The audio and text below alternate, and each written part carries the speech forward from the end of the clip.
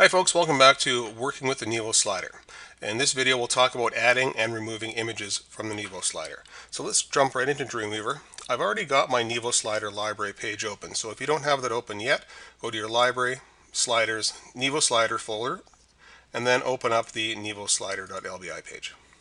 Now to add and remove images, let's talk about removing them first because that's the easiest thing to do.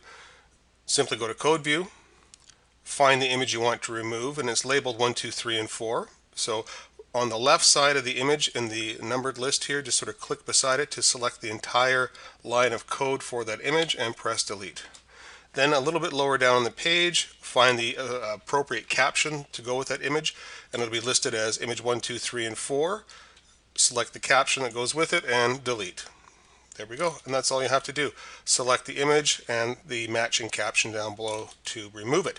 Now to add an image, it's a good idea to watch the previous two videos on working with captions and replacing images because they come in very handy and you'll need to know that information. Because to add an image, you're going to create a duplicate and then you're going to replace it. So to create a duplicate of an existing image, you just sort of, in Code View, select an entire line of code, copy it, and put your cursor down below and paste it.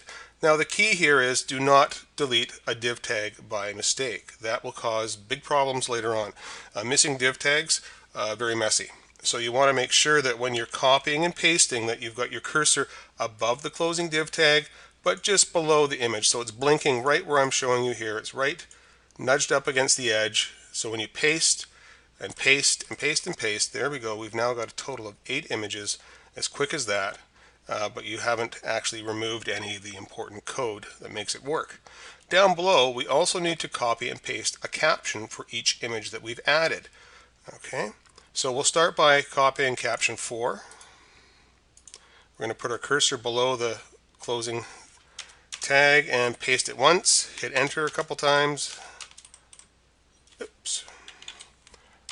That's the beautiful thing about Control Z or Control Z. You can undo any mistakes, and there we go. Now, we need to link up our new pictures to our captions, and we do that by taking a look and modifying the title. We want to keep these in sequence.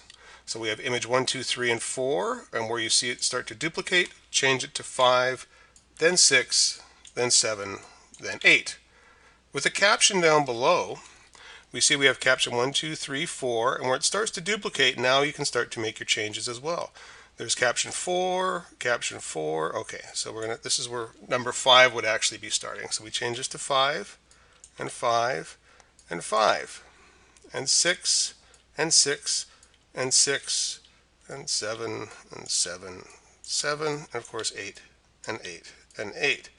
Now it's not so critical that you change the caption comment tags. These are irrelevant. It's only for your visual help, if you want to call it that.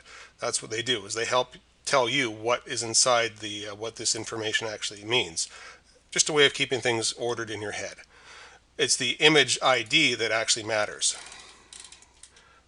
Where the picture would have a title of image 6, this image 6 basically says, okay, I have a title of image 6, so down here I need to find the div ID of image 6 and display the text that is linked in to this image 6 caption. So that's how it knows which text or caption to display.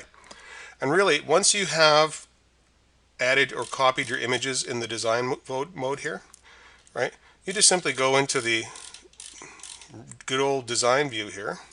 I'm going to whittle this down so we can see it.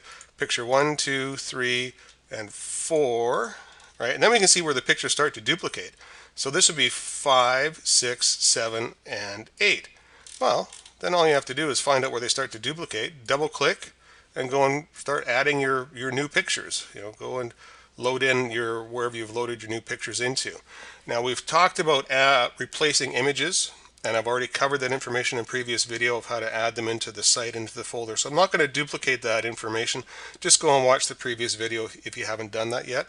And that'll show you how to load the pictures into the site and how to replace them in the page. And that'll be very relevant information from this point forward.